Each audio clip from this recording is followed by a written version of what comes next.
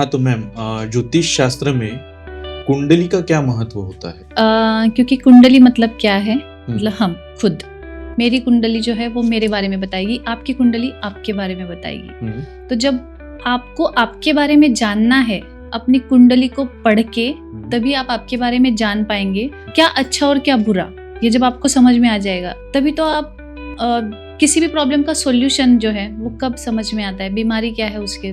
तो आपको खुद के बारे में जानने के लिए सबसे पहले आपका होरोस्कोप बनाना पड़ता है। मतलब अगर आप आ गए, मेरे सामने आए हो और आपने आपकी प्रॉब्लम मुझे कोई भी बताई, तो मैं उसका सॉल्यूशन कैसे दूंगी? आपको देख के तो नहीं दे सकती कि आप तो अभी मेरे सामने कैसे आएंगे। जैसे आपका अभी कुछ मूड रहा होगा या जैसे भी आपको एक्ट करना है कि मुझे कैसे दिखाना है, मतलब आप हंसते खेलते अगर मेरे सामने आए तो वही आप हो, रियल में आप हो बहुत अच्छे बिहेव कर रहे कि हाँ मैम पानी चाहिए, ये चाहिए, वो चाहिए। आप बाहर नहीं, एक आपको एक कहा जाएगा कि वो पढ़े लिखे या आप मतलब आप संस्कारी हो या वो चीज है, वो एक अलग पार्ट हो गया। वो आपका बिहेवियर है बाहर का।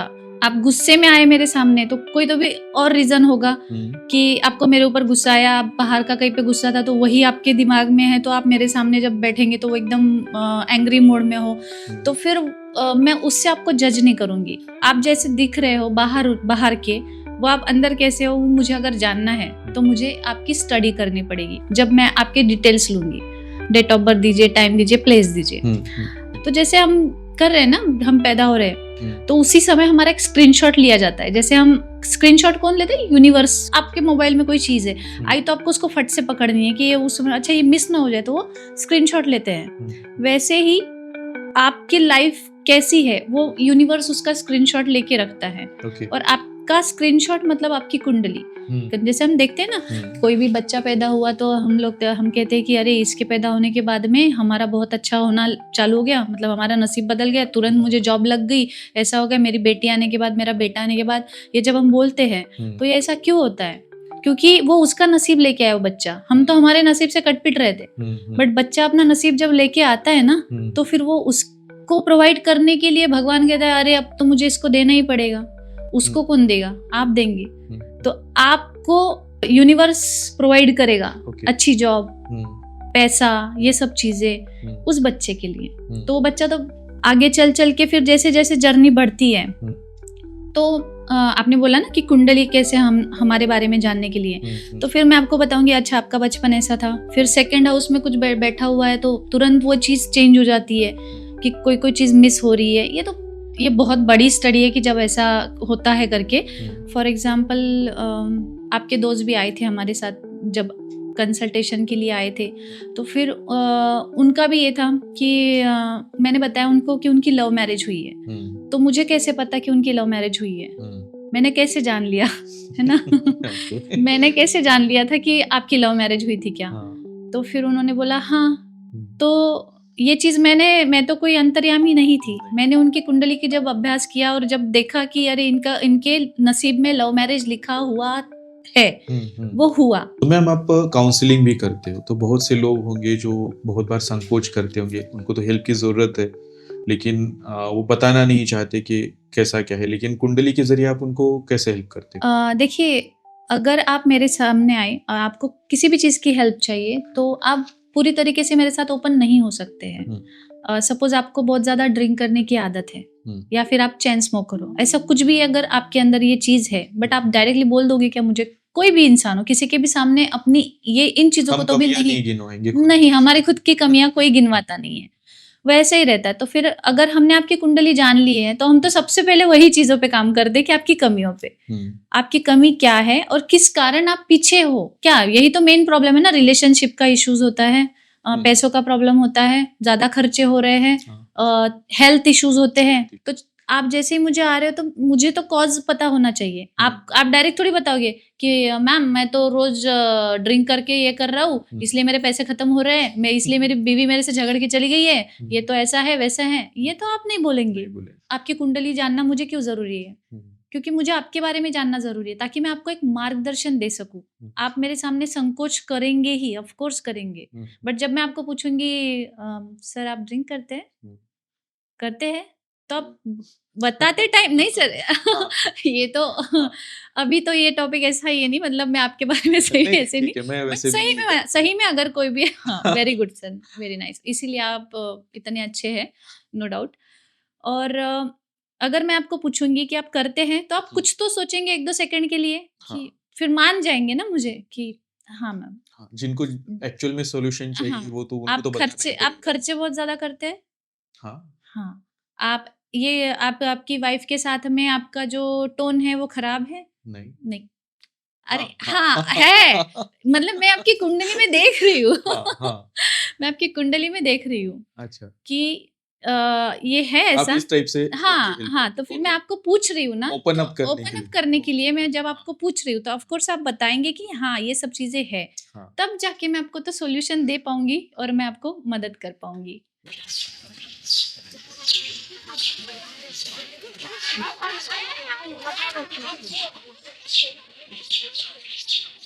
नमस्ते दोस्तों, मैं अमित धनराज।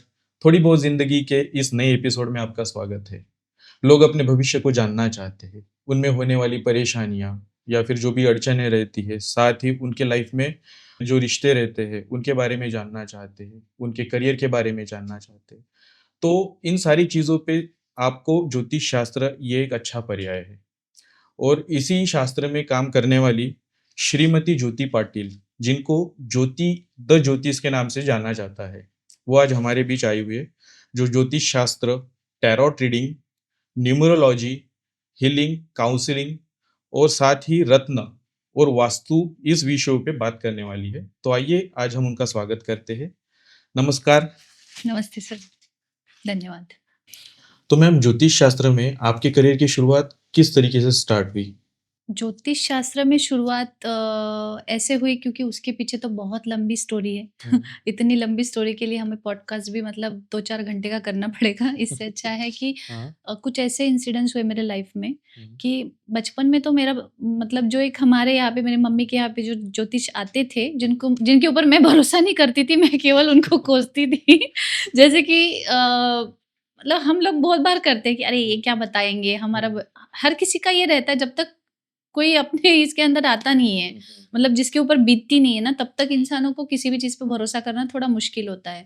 तो ऑफ़ कोर्स हम तो छोटे थे, तो उन्होंने जब बताया था कि तुम बड़ी होके मेरे जैसी बनोगी वग़ैरह ऐसे उन्होंने बोला। मैं बोली हुँ। आपके जैसे? इतने बोरिंग वग़ैरह ऐसे-वैसे, आप तो मैं जब हमारे घर पे आते हो तो हमको गुस्सा आता है आपको देख के, तो मैं आपके जैसे कैसे बनूँगी? हुँ। और आप ये भगवान वग़ैरह ये सब चीज़ें मुझे पसंद नहीं है। वो तो मेरी मम्मी मेरे से ज़बरदस्ती करवाती है, इसलिए मैं पूजा पाठ करती हूँ, इसलिए मैं वो रामायण महाभारत की किताबें पढ़ के सुनाती हूँ। हुँ। बस ये चीज़ ऐसे मेरे बचपन का ये था, बट उन्होंने बताया हुआ था और सही में वो चीज़ जब अब हुई, उल्टा मुझे लेट हो गया वो चीज़ बनने में, जब मैंने अपनी लाइफ़ में सच में मार खाई। हुँ। कि मैंने अपने 5-6 लाख का इन्वेस्टमेंट कहीं पे कर दिया। मैं अपनी हुँ। मेहनत करे जा रही हूँ, अपना 100% दिए जा रही हूँ अपने मेहनत पे, हुँ। तो फिर भी मुझे कोई फल नहीं था। हुँ, हुँ, फिर क्यों ऐसी चीज़ हो रही है? क्योंकि क्या मैं फिर किसी ने तो भी बोला, हँस के बोला मुझे, हुँ, "तू जाके तेरा नसीब देख ले, नसीब खराब है तेरा" करके। हुँ, हुँ, फिर मैंने सोचा यार ये नसीब सही में होता है क्या? अगर होता है तो फिर ये देखना पड़ेगा।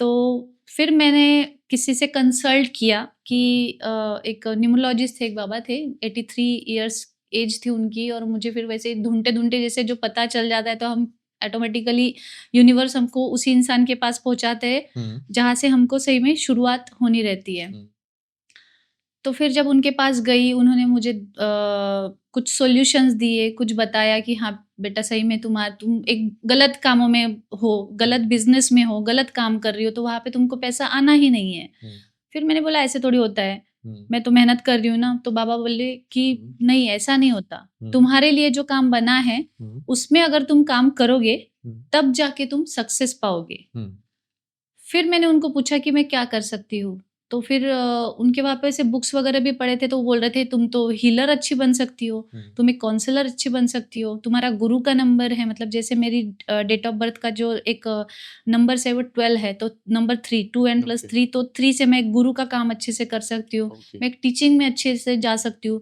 हुँ, बट मैं टीचिंग वगैरह इन सेक्टर में अगर मैं नहीं गई हूँ, हुँ, हुँ, तो एटलीस्ट मैं एक मार्गदर्शक अच्छा बन सकती हूँ। हम्म, उन्होंने जब मुझे ये चीज़ें समझाई तो फिर मैंने उनको बोला मैं आपकी जो बुक्स पढ़ी हुई है मैं उनको पढ़ सकती हूँ? हम्म, पापा बोले ऑफ कोर्स तू पढ़ो और तुमको अगर सीखना होगा तो तुम सीख भी लो। हम्म, फिर मैंने बोला सीखने की तो इसमें नहीं बाबा, मैं पढ़ना चाहूँगी बस, आप दे दो मुझे।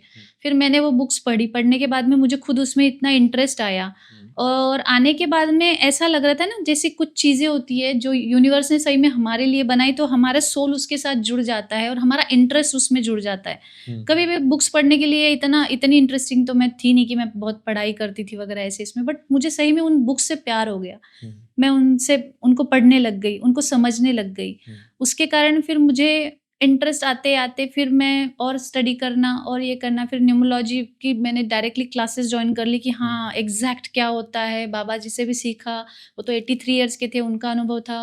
फिर कोई प्रॉपरली सर्टिफ़ाइड हमें करे, ऐसे इसमें मैंने कोलकाता से न्यूमरोलॉजी पढ़ी। ओके, फिर बाद में और डीप जाने का इच्छा हुआ कि हाँ, न्यूमरोलॉजी के लिए हम किसी को प्रेडिक्ट अगर कर रहे हैं, तो फिर वो सही निकलता गया। फिर कुछ कमियाँ लगी, फिर वो कमी लग रही थी तो ऐसा लग रहा था कि हाँ और कुछ तो भी है और कुछ तो भी है।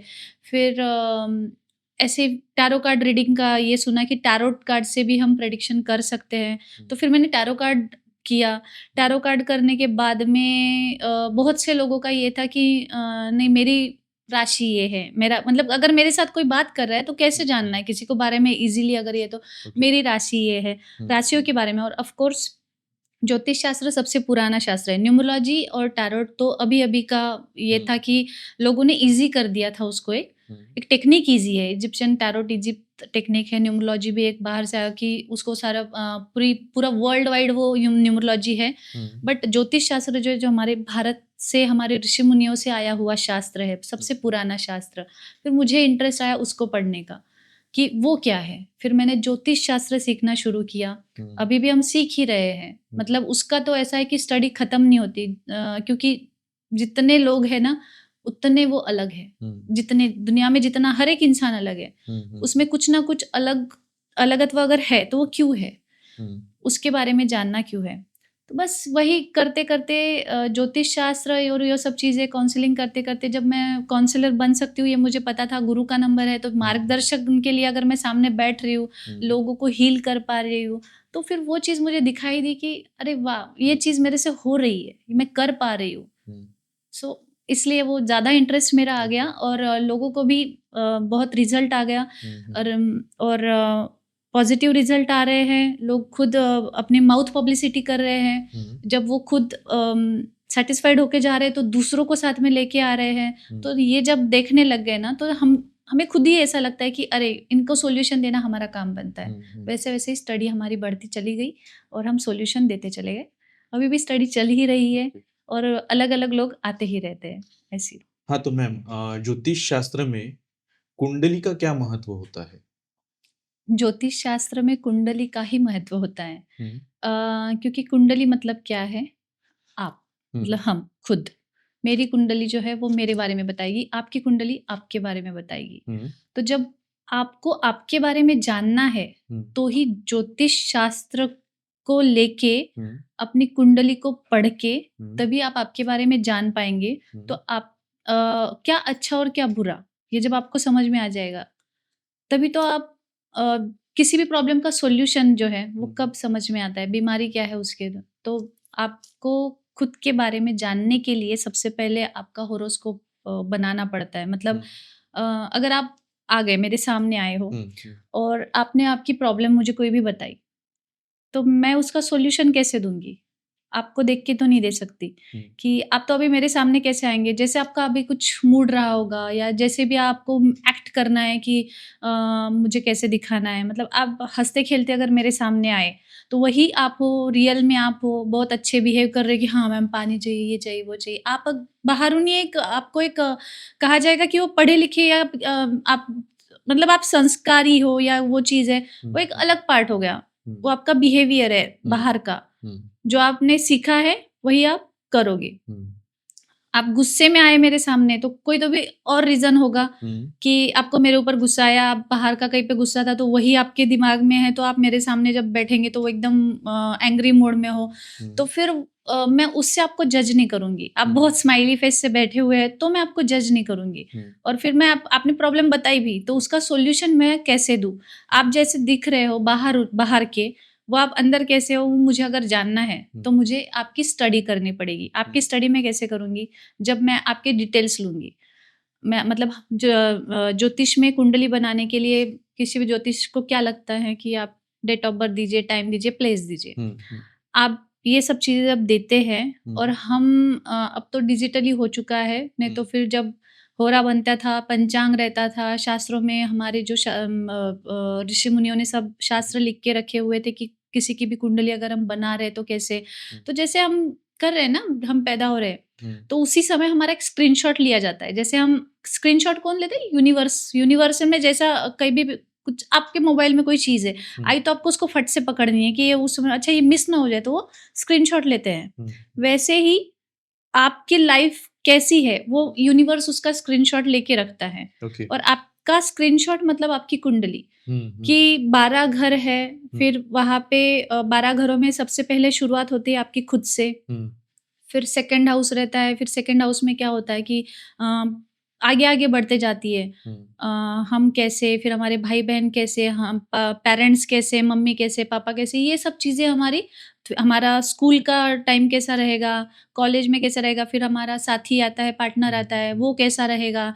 तो जब ऐसी सारी चीज़ें हैं कि फर्स्ट हाउस से लेके मतलब आप जन्मजात, अगर जन्मता से ही आपका लग्न हाउस जिसको बोला जाता है, वहां से आपके फर्स्ट हाउस से लेके ही आपकी जर्नी अच्छी है तो सही में सच में आपके फर्स्ट हाउस में बहुत पॉजिटिव ग्रह बैठे हुए हैं जो आपके साथ ऊपर से ही खुश है। बिल्कुल आप आ गए, आपके जन्म होते बराबर ही सारी चीजें अच्छी अच्छी, घर अच्छा हो गया, पापा की परिस्थिति अच्छी हो गई, सब अच्छा अच्छा होने लग जाता है।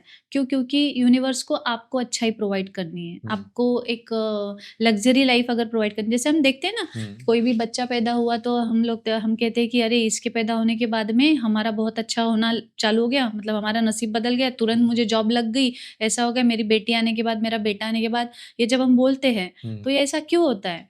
क्योंकि वो उसका नसीब लेके आया वो बच्चा, हम तो हमारे नसीब से कटपिट रहे थे, बट बच्चा अपना नसीब जब लेके आता है ना तो फिर वो उसको प्रोवाइड करने के लिए भगवान कहता है अरे अब तो मुझे इसको देना ही पड़ेगा। उसको कौन देगा? आप देंगे। तो आपको यूनिवर्स प्रोवाइड करेगा अच्छी जॉब, पैसा, ये सब चीजें उस बच्चे के लिए। तो वो बच्चा तो जैसे पैदा हुआ वो बहुत लकी पैदा हो गया। आगे चल चल के फिर जैसे जैसे जर्नी बढ़ती है तो आपने बोला ना कि कुंडली कैसे हम हमारे बारे में जानने के लिए, तो फिर मैं आपको बताऊंगी अच्छा आपका बचपन ऐसा था, फिर सेकंड हाउस में कुछ बैठा हुआ है तो तुरंत वो चीज़ चेंज हो जाती है कि कोई कोई चीज़ मिस हो रही है। ये बहुत बड़ी स्टडी है कि जब ऐसा होता है करके, बट वही हर कोई चीज़ लिखित आई हुई है आपके साथ में क्या होने वाला है। अभी जैसे बहुत से लोग होते हैं कि हम लोग उनकी पत्रिका देख के बता देंगे। फॉर एग्जाम्पल आपके दोस्त भी आए थे हमारे साथ जब कंसल्टेशन के लिए आए थे, तो फिर उनका भी ये था कि मैंने बताया उनको कि उनकी लव मैरिज हुई है। तो मुझे कैसे पता कि उनकी लव मैरिज हुई है? मैंने कैसे जान लिया है ना मैंने कैसे जान लिया था कि आपकी लव मैरिज हुई थी क्या? तो फिर उन्होंने बोला हाँ।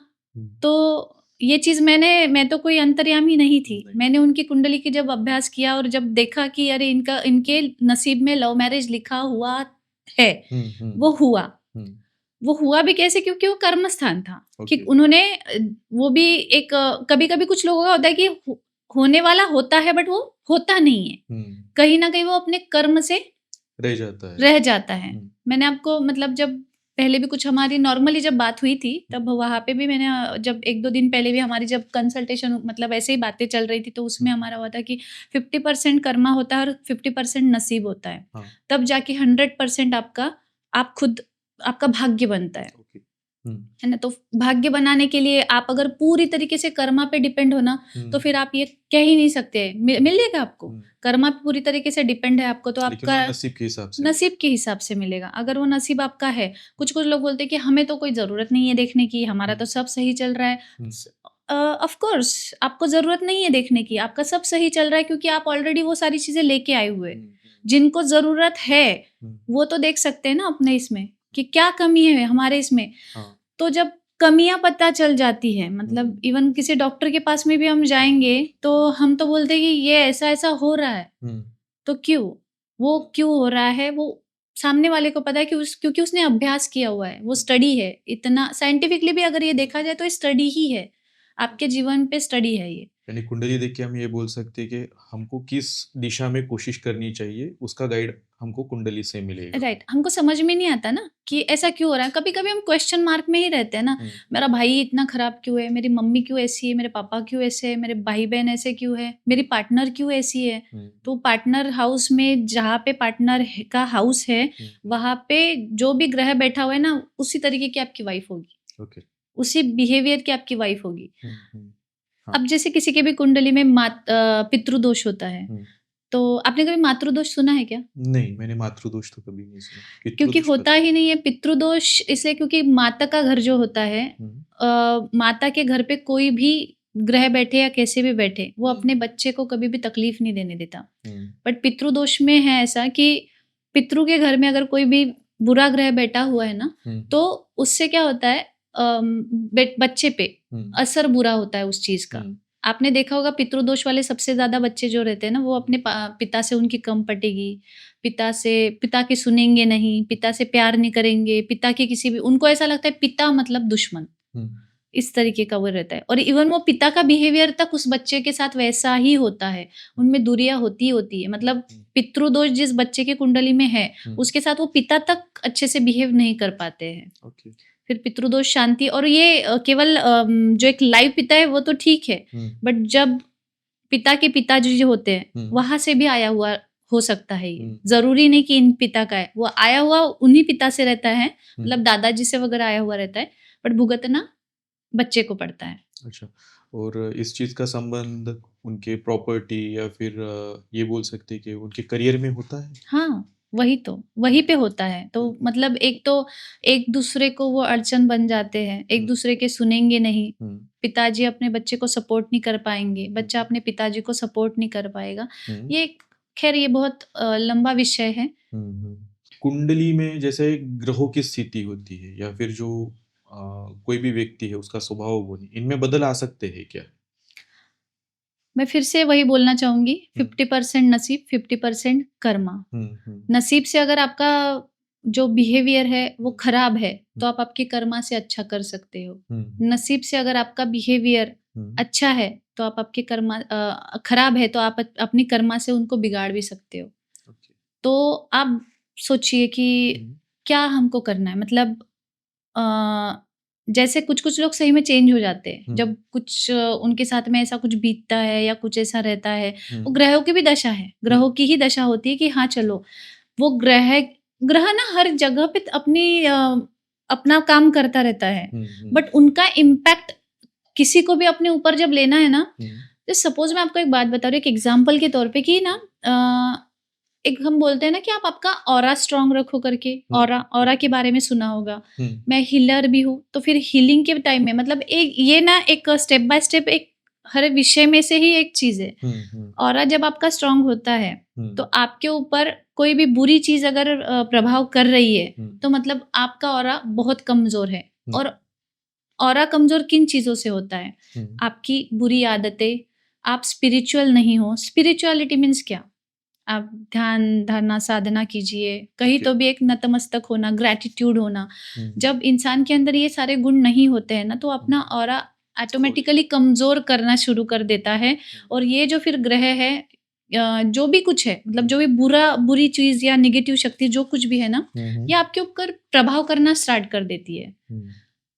मतलब हाँ ठीक है, अब मेरी खुद की कुंडली अगर बुरी है और मैं उसके साथ में फाइट नहीं कर पा रही हूँ, तो ऑफ कोर्स वो मेरे साथ में ऐसा करेगा कि मैं अपने आप को बदलने की कोशिश ही नहीं कर पाऊंगी।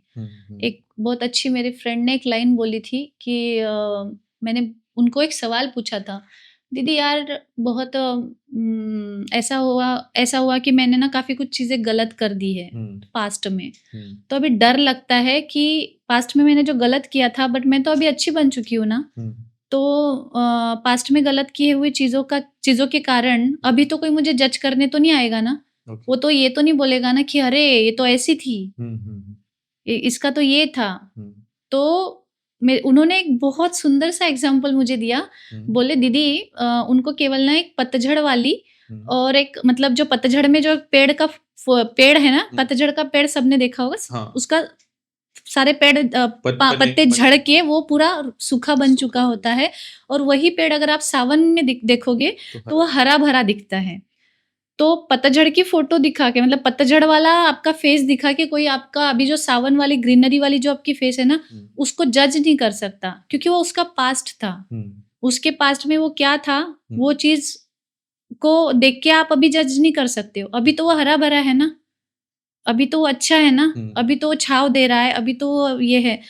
तो यही एक एग्जाम्पल है कि आप अपने आप को बदल सकते हो। पतझड़ से आके आप सावन में अगर जब पॉजिटिविटी, सावन मीन्स क्या, पानी दे रहा है आपको, जल मिल रहा है आपको, वायु मिल रही है आपको, सारी चीजें जब अच्छे अच्छे आपके पास आ रही है तो आप बाहर आएगा, आप खिलेंगे, आप फलेंगे फूलेंगे, ये चीज होगी। तो मैम आप काउंसलिंग भी करते हो, तो बहुत से लोग होंगे जो बहुत बार संकोच करते होंगे, उनको तो हेल्प की ज़रूरत है, लेकिन वो बताना नहीं चाहते कि कैसा क्या है, लेकिन कुंडली के ज़रिए आप उनको कैसे हेल्प करते हो फिर? कुंडली के ज़रिए ही तो मैं जान सकती हूँ। देखिए, अगर आप मेरे सामने आए और आपको किसी भी चीज़ की हेल्प चाहिए, तो आप पूरी तरीके से मेरे साथ ओपन नहीं हो सकते हैं। सपोज़ आपको बहुत ज़्यादा ड्रिंक करने की आदत है, या फिर आप चेन स्मोकर हो, ऐसा कुछ भी अगर आपके अंदर ये चीज़ है, बट आप डायरेक्टली बोल दोगे क्या मुझे? कोई भी इंसान हो, किसी के भी सामने अपनी ये इन चीज़ों को हम तो भी कमियां नहीं, नहीं गिनवाएंगे खुद नहीं, की। हमारी खुद की कमियाँ कोई गिनवाता नहीं है। वैसे ही रहता है। तो फिर अगर हमने आपकी कुंडली जान ली है, तो हम तो सबसे पहले वही चीज़ों पे काम करते हैं कि आपकी कमियों पे। आपकी कमी क्या है और किस कारण आप पीछे हो? किस कारण आप डिप्रेशन बोलो, पैसा नहीं है, रिलेशनशिप खराब है, क्या यही तो मेन प्रॉब्लम है ना, रिलेशनशिप का इश्यूज़ होता है, पैसों का प्रॉब्लम होता है, ज़्यादा खर्चे हो रहे हैं, हेल्थ इश्यूज़ होते हैं। सबसे 3 तो टॉप में कौन है? Health, relationship and money. ये 3 प्रॉब्लम्स हमारे सबसे ज़्यादा बड़े इसमें। तो आप जैसे ही मुझे आ रहे हो तो मुझे तो कॉज़ पता होना चाहिए। आप डायरेक्ट थोड़ी बताओगे कि मैम मैं तो रोज़ ड्रिंक करके ये कर रहा हूँ, इसलिए मेरे पैसे खत्म हो रहे हैं, इसलिए मेरी बीवी मेरे से झगड़ के चली गई है, ये तो ऐसा है, वैसा है। ये तो आप नहीं बोलेंगे। ऑफ कोर्स, तो आपके बारे में जानना, मैं आपको क्यों बोल रही हूँ कि आपकी कुंडली जानना मुझे क्यों ज़रूरी है? क्योंकि मुझे आपके बारे में जानना ज़रूरी है, ताकि मैं आपको एक मार्गदर्शन दे सकूँ। आप मेरे सामने संकोच करेंगे ही, ऑफ कोर्स करेंगे। बट जब मैं आपको पूछूँगी सर आप ड्रिंक करते हैं? करते हैं?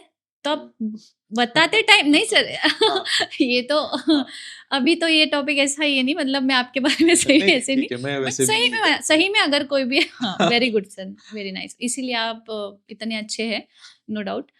और अगर मैं आपको पूछूँगी कि आप करते हैं, तो आप कुछ तो सोचेंगे 1-2 सेकंड के लिए हाँ। कि फिर मान जाएँगे ना मुझे कि हाँ मैम। हाँ, जिनको एक्चुअल में सॉल्यूशन चाहिए हाँ, वो तो उनको तो बताना ही आप पड़ेगा। खर्चे बहुत ज़्यादा करते हैं? हाँ। हाँ, आप आपकी वाइफ़ के साथ में आपका जो टोन है वो खराब है? नहीं। नहीं। अरे हाँ, हाँ, हाँ। है। मतलब मैं आपकी कुंडली में देख रही हूँ। हाँ, हाँ।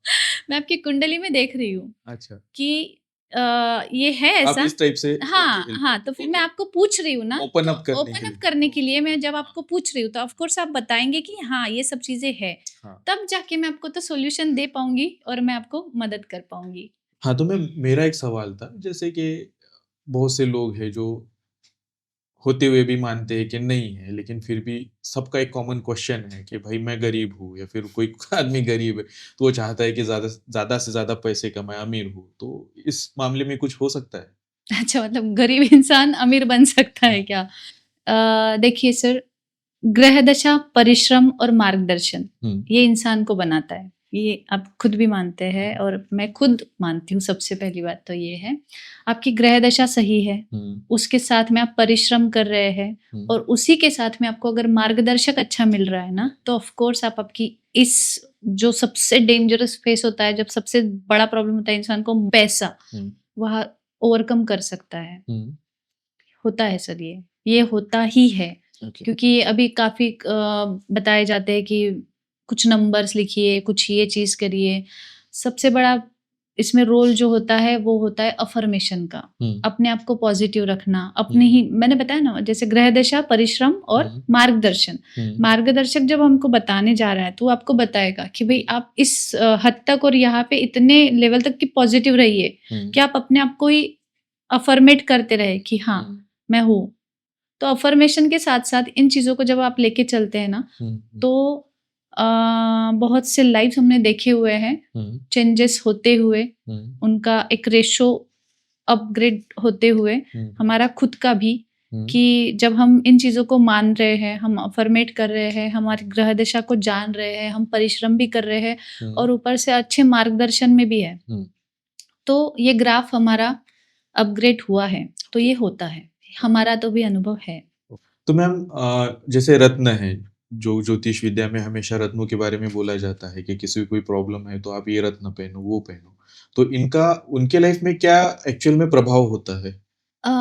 रत्न हम सजेस्ट कब करते हैं, मतलब वही आपकी कुंडली का अभ्यास हो गया, आपके बारे में अभ्यास हो गया हमारा, आपके ग्रह सब समझ में आ, ग्रहों की स्थिति समझ में आ गई, तो रत्न वो शक्ति है, मतलब उस रत्न में वो क्वालिटी है, उस ग्रह का गुण है, उसकी डेंसिटी जब हमको पता है कि क्या चीज़ आपको देनी चाहिए, आपको साथ में रखने के लिए। ओके। मैंने आपको सबसे पहले यही बात बोली थी कि एक ऑरा रहता है हमारा, उस ऑरा को मजबूत करने का जो भी चीज़ें काम करती है, उन चीज़ों को हम साथ में रखें। पॉजिटिविटी हो गई, पॉजिटिव थिंकिंग हो गई, हमारा मतलब एक मेडिटेशन, साधना, पूजा पाठ, जहाँ पे भी हम पॉजिटिविटी में रहते हैं, वो सारी चीज़ें हमको हमारे ऑरा स्ट्रॉन्ग करने में और हमारी शक्तियाँ बढ़ाने में मदद करती है। वैसे कोई भी पर्टिकुलर रत्न होता है, वो आपके उस ग्रह के लिए अगर आपको दिया गया, तो धीरे-धीरे वो उस ग्रह को स्ट्रॉन्ग करना शुरू कर देता है। तो आपके अंदर जो कमी थी, मतलब आपकी स्टडी करने के बाद में आपको समझ में आया ना कि आपके अंदर कमी है। समझो आपका गुरु कमज़ोर है, तो आपके गुरु कमज़ोर होने के लिए हुआ है, तो फिर आपको मैं क्या प्रोवाइड करूँगी, पुखराज जो आपने पहना हुआ है, राइट? तो आपको भी किसी ने सजेस्ट किया होगा, आपने भी उनके ऊपर ट्रस्ट किया कि हाँ, ये प्रॉब्लम सच में मेरे लाइफ में है, तो उस प्रॉब्लम से हम ओवरकम कैसे करना है, बाहर कैसे निकलना है, तो हमको उस ग्रह का सपोर्ट चाहिए। तो ग्रहों के सपोर्ट जैसे रत्नों में है, तो उस रत्न को धारण करने के बाद में वो जब सपोर्टिव सिस्टम हमारे साथ में आ जाता है, तो ऑटोमेटिकली वो चीज़ पॉजिटिव होने लग जाती है और उस ग्रह का जो दुर्भाव है वो ठीक होते-होते फिर हमारी जो कुंडली में है, मतलब जो कमी है, वो सुधरना, हाँ, वो सुधरना स्टार्ट हो जाती है ना, वो ऑफ कोर्स उसमें चेंजेस आने लगते हैं। तो रत्न इसलिए रखिए कि आप धारण कीजिए, धारण करने के बाद में आप अपने आप के अंदर भी, आपने कितने साल से पहना है ये? ये हो गया, साल हो गया समझ लीजिए। तो आपको ऑफ कोर्स अच्छा ही लगा होगा, तभी आपने अभी तक भी उसको पहना हुआ रखा हुआ। तो जब आपको लग रहा है, रिजल्ट आ रहा है, आप पैरासिटामोल खा रहे, बुखार उतर रहा है, तभी तो आप उसको कंटिन्यू करेंगे और उसके ऊपर ट्रस्ट करेंगे। ये चीज़ वैसी ही है कि जब उसका इफ़ेक्ट हमको समझ में आ रहा है, तो हम उसको कंटिन्यू कर रहे हैं। रत्नों के इफ़ेक्ट होते हैं ऑफ कोर्स, बस केवल आपको उचित रत्न कोई भी सजेस्ट करे, इसका ध्यान रखिए, क्योंकि फिर इसके साइड इफ़ेक्ट्स वगैरह भी जो होते हैं, वो आपको भुगतने पड़ते हैं। ओके। तो आपने कभी भी अपने खुद के मन से नहीं पहनना है उसको। पहले किसी के ने मतलब किसी ज्योतिष मार्गदर्शक के पास में जाइए, उसके बारे में जानिए। सच में उसकी ज़रूरत आपको अगर है, तो आप उसको धारण कीजिए। आपको इफ़ेक्ट, अगर हमने रत्न गलत पहन लिया, तो वो पहनने से ऐसे क्या साइड इफ़ेक्ट हो सकते हैं? को एक एग्जाम्पल के तौर पे बताती हूँ। जैसे कि एक थे जो खुद आर्किटेक्ट इंजीनियर इंसान थे वो, और उन्होंने मानिक रत्न पहना हुआ था। फिर वो मेरे साथ में मतलब जब बैठे और उन्होंने मुझे भी काउंसलिंग करना शुरू किया। ऑलरेडी वो अपने रत्न पहने हुए थे, ऑलरेडी वो आए हुए थे। फिर जब मैंने उनकी कुंडली वगैरह देखी और उनको बोला भी मैंने कि आपका अभी लेटेस्ट में कुछ हार्ट रिलेटेड ऐसा ऑपरेशन वगैरह कुछ हुआ है क्या, ये मतलब आपको कुछ तकलीफ हुई है क्या? तो फिर बोले कि हाँ, मेरा अभी जस्ट ऑपरेशन हुआ। तो मैंने उनको पूछा कि फिर आपने ये मानिक रत्न क्यों पहना हुआ है? क्योंकि आपकी सूर्य की जो स्थिति है, वो इतनी हाई लेवल पे चल रही थी, तो उस सूर्य की स्थिति में उल्टा आपने मानिक रत्न उस ऑपरेशन के टाइम में धारण किया हुआ था। तो बोले हाँ, मुझे बार-बार ना बोले सीने में दुखता है, मेरे दर्द होता है और वो सब चीज़ें। तो फिर मैंने उनको तुरंत बोला कि सबसे पहले तो आप आपका रत्न उतारिए, जो पहना हुआ है आपने। फिर मुझे उसके बाद में बताइएगा कि आपको रोज़ ये चीज़ बीपी की जो प्रॉब्लम है और वो जो चीज़ है आपको वो हो रही है क्या करके, आप हाइपर मतलब सूर्य का रत्न है, ऑफ कोर्स पहले ही ऊर्जा इतनी ये कर रहा है, इंसान के पास ऑलरेडी इतनी ऊर्जा है कि उसको उसकी तकलीफ हो रही है और उसके साथ में उन्होंने वो रत्न धारण किया हुआ है, तो वो तो डबल प्रॉब्लम देगा ना। फिर उन्होंने मेरे कहने से जब उतार के रखा, फिर कुछ दिनों के बाद में उनका फीडबैक आया कि मैम मैंने वो उतार के जब रखा रत्न, तो उसके बाद में सही में मेरी तबीयत ऑटोमेटिकली अच्छी होने लग गई और वो जो प्रॉब्लम थी मुझे कि मुझे पसीने छूट रहे हैं, मुझे बहुत ज़्यादा गर्मी लग रही है, मेरा बीपी हाई हो रहा है, ये सब चीज़ें, ये प्रॉब्लम उनको होना बंद हो गया, मतलब बंद हो गया लिटरली। तो उन्होंने वो फीडबैक के लिए मुझे खुद कॉल किया था। तो ये साइड इफेक्ट्स होते हैं, मैंने इसीलिए आपको बोला कि आप किसी भी योग्य मार्गदर्शन से ही आपके रत्न लीजिए कि आपको सही में ज़रूरत है। जैसे नीलम बहुत डेंजरस रत्न माना जाता है, तो कोई भी उसको धारण नहीं कर सकता है। बहुत कम कुंडलियाँ होती है जिनको वो सजेस्ट किया जाता है, नहीं तो अगर शनि के लिए कुछ है तो हम वो व्यक्ति अगर उसको सहन नहीं कर पाएगा ना, तो हमको उसका सब्स्टिट्यूट जो होता है वो देना पड़ता है। बट हम डायरेक्ट नीलम किसी को सजेस्ट नहीं करते। तो ये रत्नों के भी सब्स्टिट्यूट होते हैं? हाँ, रत्नों के भी सब्स्टिट्यूट यानी कम पावर वाले, ज़्यादा पावर वाले। यानी हमारे जो ऑडियंस है उनको भी ये पता चल गया ये पॉडकास्ट में कि एक्चुअल में रत्न अगर लेना है तो जो जानकार है उन्हीं से लेना चाहिए जी। साथ ही जैसे न्यूमरोलॉजी और टैरो कार्ड रीडिंग, जैसे अंकशास्त्र है, टैरो कार्ड रीडिंग है, इसके बारे में आप कुछ बताइए। ये भी वही काम करते हैं इंसान के बारे में जानने के लिए। न्यूमरोलॉजी से जब हम नंबर्स को मैच करते हैं, न्यूमरोलॉजिकली जब उनका लोशो ग्रिड बन रहा है, बनने के बाद में हम देख रहे हैं कि हाँ व्यक्ति कैसी है, कौन सा नंबर मिसिंग है, क्या चीज़ मिसिंग है या क्या ज़्यादा है, क्यों ज़्यादा है। आप एस्ट्रोलॉजी लीजिए, आप न्यूमरोलॉजी लीजिए, टैरो कार्ड में भी ये है कि जब टैरो कार्ड हम कर रहे हैं, कार्ड्स जब कर रहे हैं, तो आप जब आ रहे हैं हमारे सामने आ रहे, तो हम तो पहले भी पता कर लेते हैं कि आपकी प्रॉब्लम क्या चल रही है। कार्ड से भी समझ में आ जाते, क्योंकि वो हमारे सबकॉन्शियस माइंड के साथ में गेम कर रही थी ये सारी चीजें। कार्ड्स जब इजिप्शियन कार्ड्स है वो हील किए हुए कार्ड्स होते हैं, वो मैजिक कार्ड होते हैं। तो कार्ड को जब हम निकालते हैं तो समझ में आ जाते हैं कि आप कैसे हो। बहुत बार कार्ड्स भी बता देते हैं कि आप कैसे हो, आपका कार्ड आपको बता देता है कि आप कैसे हो, आपकी कुंडली आपको बता देती है आप कैसे हो, आपके न्यूमरोलॉजिकल लोशो ग्रिड बता रहा है कि आप कैसे हो। मेन प्रॉब्लम क्या है, हमको जब पता चलेगा कि आप कैसे हो तभी तो हम आपको किसी भी प्रॉब्लम का सॉल्यूशन दे पाएंगे। और वही चीज़ है कि टैरोट भी आपके सबकॉन्शियस माइंड को रीड करके तुरंत हमको वो चीज़ दे रहा है, तभी के तभी हमको ये बता रहा है कि आपकी प्रॉब्लम क्या है, आप कौन हो, आप कैसे हो। तो उसको सॉल्यूशन हम कैसे दे सकते हैं, या तो फिर आपको किसी थर्ड पर्सन के बारे में प्रॉब्लम है तो थर्ड पर्सन से हम कनेक्ट होके उन कार्ड्स को कनेक्ट करके थर्ड पर्सन के बारे में भी हम जान लेते हैं कि हाँ सही में उसके मन में क्या है या वो क्या जानना चाहते हैं। तो आजकल तो रिलेशनशिप इशू है, आपको मनी इशू है, कोई भी इशू, मैंने तो बताया सबसे 3 मेजर इश्यूज तो वही है, हेल्थ, मनी एंड रिलेशनशिप। बाकी छोटी छोटी चीज़ें तो आती ही रहती है, बट उसी से आपको समझ में आ जाएगा कि मेन पॉइंट सबसे वाला, आपको पढ़ना हमें ज़रूरी है क्योंकि हम मार्गदर्शक है। आपको सॉल्यूशन देना हमारा काम है। तो आप जब आपको पढ़ने की अनुमति हमें देते हैं तब हम आपको पढ़ते हैं और तब हम आपको सॉल्यूशन देते हैं। कभी कभी एक मार्गदर्शक, आप किसी दोस्त के साथ भी आपकी बातें अगर शेयर करेंगे तो 4 जगह पे जाके आपकी हंसी उड़ाएगा, आपको तभी तुरंत के तुरंत तो वो दे भी देगा कि अरे, बट 4 लोगों के पास जाके आपकी हंसी उड़ाएगा और वही सजेशन देगा जो उसको केवल पता है। बट हमारा जो सजेशन रहेगा या हमारा जो काउंसलिंग जब हम आपके साथ करेंगे तो वो तो वही रहेगा ना कि जो आपके लिए बेनिफिट वाला है। किस मार्ग से आप खुद को बना सकते हो। आपको किसी और के सामने जाने की जरूरत नहीं है, आपको आपकी कमजोरियां किसी और के सामने बताने की जरूरत नहीं है। आप खुद अपने बारे में जान लीजिए और आप खुद ही अपने आप को हील कीजिए। जैसे कि हर किसी की जन्म तारीख होती है और उनका नाम होता है, तो इन सारी चीजों को न्यूमरोलॉजी में कैसे प्रेडिक्ट करते हो आप? हमको हमारे बारे में जानना है। नेम करेक्शन का वगैरह ये होता है एक्चुअली कि नाम, अभी आपने देखा होगा ट्रेंडिंग में कि नामों की जो स्पेलिंग जो रहती है उनकी जो नंबरिंग होती है, न्यूमरोलॉजिकली अगर देखा जाए तो नेम नंबर्स भी बहुत मायने रखते हैं। आपका नेम है, जैसे आपका नाम अमित है, अमित की जो भी नंबरिंग आएगी तो वो नंबरिंग आपके न्यूमरोलॉजिकली जो आपका निकल रहा है, आपका मूलांक और भाग्यांक जब निकल रहा है, उसके साथ में कितनी मैच कर रही है, ओके। आपके लोशो ग्रिड में वो फिट हो रही है कि नहीं हो रही है। फिर लोगों के लिए वो चीज़ जैसे कि आपका अमित नाम का जो भी प्रभाव है वो लोगों के ऊपर कैसा रहेगा। 1 से 9 तक हर किसी अंक का जो एक स्पेशलिटी है वो अलग अलग है। तो आप जिस फील्ड में हो उस फील्ड से रिलेवेंट नंबर का अगर आपका नेम है तो वो आपको ज्यादा बेनिफिट देगा। ओके। ये नाम को पता करके हम मतलब नेम नंबरिंग को हम पता करके इसको देख सकते हैं। और टैरो कार्ड से जैसे कोई भविष्यवाणी हो सकती है? टैरो कार्ड से भविष्यवाणी वही तो होती है कि क्या है, आप कंफ्यूजन माइंड में हो किसी भी, हाँ। टैरो कार्ड भविष्यवाणी से ज्यादा नहीं, एक आपको एक गाइडेंस देता है ओके।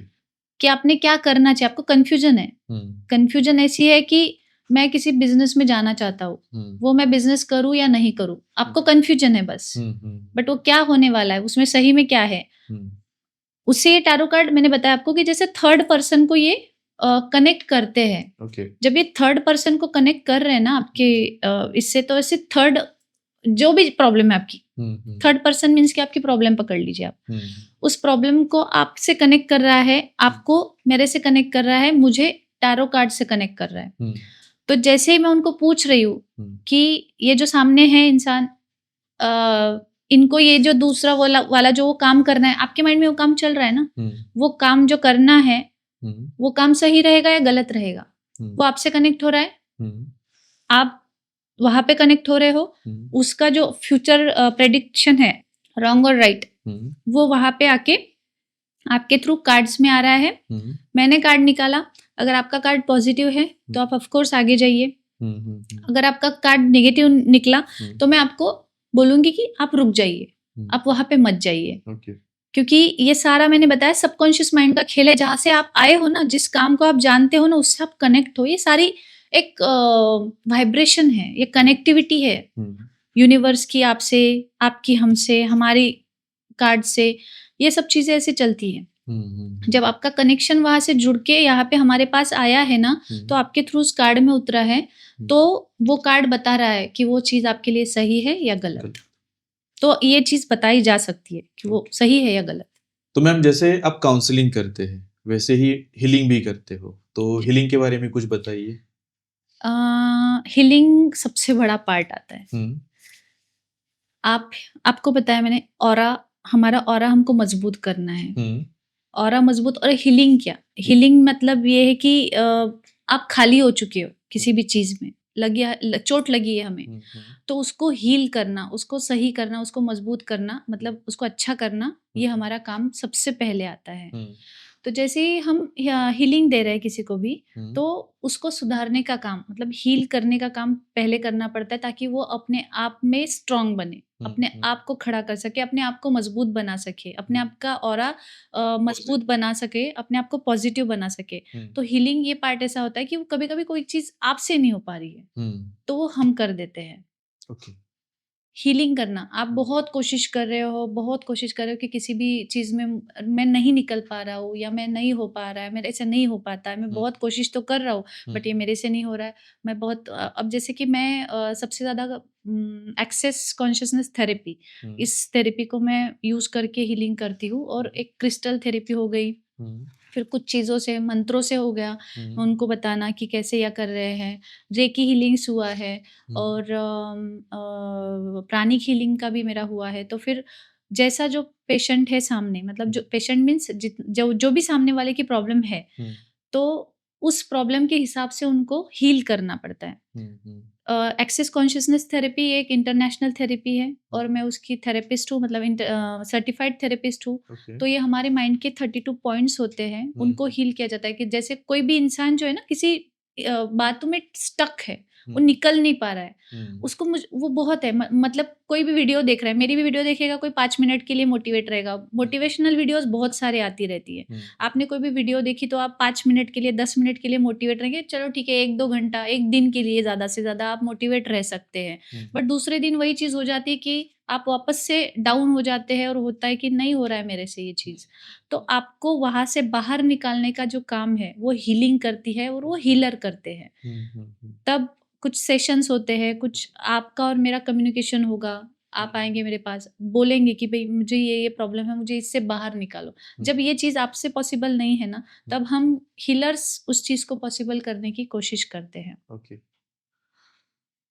जैसे क्रिस्टल्स के बारे में भी जानना था, तो क्रिस्टल्स की जो पावर रहती है, फिर जो उसकी ऊर्जा है, वो कैसे काम करती है?